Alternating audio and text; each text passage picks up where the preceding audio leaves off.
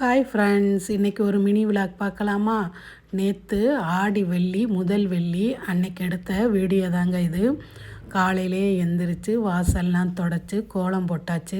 குளிச்சுட்டு வந்து புஷ்பாஞ்சலிக்கும் சூப்பராக பூ மாற்றிட்டேன். அப்படியே பார்த்தீங்கன்னா பூஜை ரூமில் உள்ள சாமி ஃபோட்டோக்கெல்லாம் பூவெல்லாம் வச்சு காலையிலேயே விளக்கும் ஏற்றி நான் வந்து சாமி கும்பிட்டாச்சுங்க. வெள்ளிக்கிழமை வந்தாலே நமக்கு ஒரு குட் வைப்ரேஷன் வந்துடுதா, அதனால் காலையிலே சாமி கும்பிட்டாச்சு. காலை சாப்பாட்டுக்கு தக்காளி சட்னி தாங்க அரைக்க போகிறேன். 3 பழுத்த தக்காளியை மிக்சியில் போட்டு நல்லா அரைச்சி எடுத்துகிட்டு வந்துக்கணும். ஒரு பேனில் கடுகு, உளுந்தம்பருப்பு, கருவேப்பிலை போட்டு அரைச்ச தக்காளியும் அது கூட சேர்த்து மிக்சி ஜாரை நல்லா கழுவி தண்ணி சேர்த்துக்கலாம். சட்டிக்கு தேவையான உப்பு, தனி மிளகாய்த்தூள் போட்டு நல்லா கலந்து விட்டுக்கிட்டு இதை கொதிக்க வச்சுக்கலாம். பக்கத்து அடுப்பில் இட்லி ஊற்றி வச்சுருந்தேன். அதுவுமே நல்லா வெந்துருச்சு பாருங்கள், பஞ்சு போல் இருக்குது.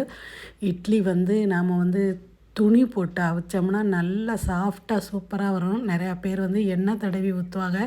துணி போட்டு அவிச்சு பாருங்கள், ரொம்பவே நல்லாயிருக்கும். இங்கே சட்னியும் நல்லா கொதித்து வற்றி வந்துருச்சு. ஆடி 1 அன்னைக்கு உளுந்த மாவு ஆட்டி வச்சுருந்தேன் வடைக்கு. அது வந்து மிஞ்சிருச்சு. அந்த மாவில் தான் இன்றைக்கி நான் வந்து வடை போட்டுக்கிட்டு இருக்கேன்.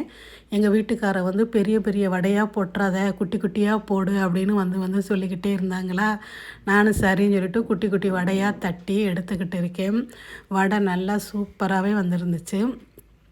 அவ்வளோதான் ஃப்ரெண்ட்ஸ், இன்றைக்கி காலையில் வடை, இட்லி, அப்புறம் தக்காளி சட்னி வச்சு சூப்பராகவே எங்கள் வீட்டு சாப்பாட்டை முடிச்சாச்சு.